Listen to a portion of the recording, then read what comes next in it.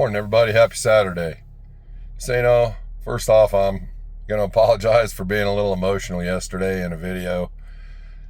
Um, and I want everybody to understand the VA hospital doesn't treat these people inappropriately. Here's what breaks my heart when I go there. When I go there, these individuals, these men and women, for whatever reason they're there, they're getting taken care of, and they are getting taken care of well. What breaks my heart is that as I walk out of the place, I always make conversation, thank you for your service, or I see somebody's hat or a medal and I start talking to them about it. And I know, I'm not going to say I'm guessing, I know that what these people want is conversation. They want to feel wanted. They want to feel loved. It's not like there's an overwhelming amount of family members walking around these places talking to them. So when I walk out of there, I think, oh my gosh, man, these poor men and women have gave everything for their country, and it's like they're kind of tucked away in the corner, forgotten about.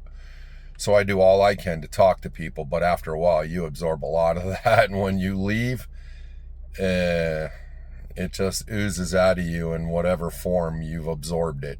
And yesterday, I absorbed an awful lot of emotion talking to some of the vets. I was walking out of the building, and there was a vet in a wheelchair staring out one of the big pane windows looking into the courtyard. And as I walked by, I noticed that he was missing a leg, and he was an older gentleman. And I said, "What you looking for?" And he goes, "Oh, I'm just looking out there, and I'm just thinking of how nice it used to be to go outside and run around." I'm like, "Okay." And I said, "Well, I'm sure you were one fast man." And, I just started talking to this guy, making conversation. And after about 10 minutes, I was like, well, I just want to tell you thank you for your service. Without amazing men and women like you, I wouldn't be able to do what I'm doing right now. And you don't know what this country would have turned out like. And then I was walking away, and I was feeling emotional after talking to him. And I saw another gentleman who was on a walker walking by, and I said something. I think I told him I liked his hat because he had a way. They get some really cool hats.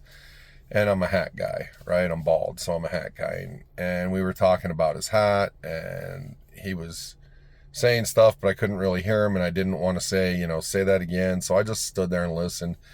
And afterwards, he shook my hand. And when I went out and I left, man, I just thought to myself, this is exactly why I was so emotional, okay? Sorry for such a long lead up to it. I sat in my truck, and I thought, what really breaks my heart? If this building was full of old rock stars and retired idiots from Hollywood, there'd be a line out the door to go in there and talk to these people, right? Everybody would want to be able to say hi to them and talk to them and, say that they went there and did that. And I just thought, how come there's not a line coming out the door from our younger generation wanting to go in there and shake the hands of true heroes? They shaped this country, the one that everybody's trying to give away for free. People sacrificed and gave their lives for that. And there's not one person going in there to talk to these folks. It's that depressing.